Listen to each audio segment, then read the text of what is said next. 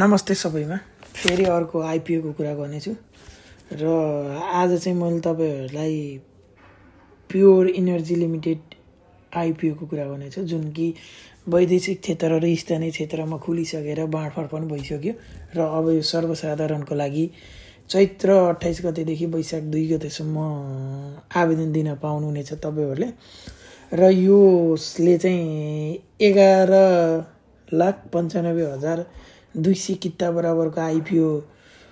खोल्ने भएको छ सर्वसाधारणको लागि र यसको प्रति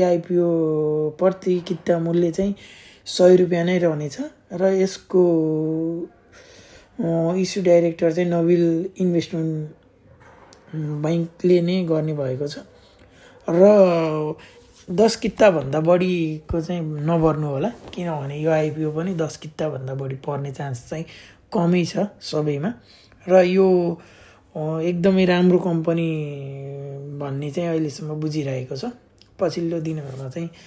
के कस्तो हुन्छ थाहा छैन र यस्तै तपाईहरुले आइपिओ एफपिओ र शेयर सम्बन्धी जानकारी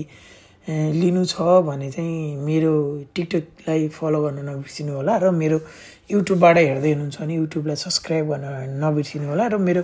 फेसबुकबाट हेर्दै हुनुहुन्छ भने मलाई फलो गर्न नबिर्सिनु होला हस्त धन्यवाद।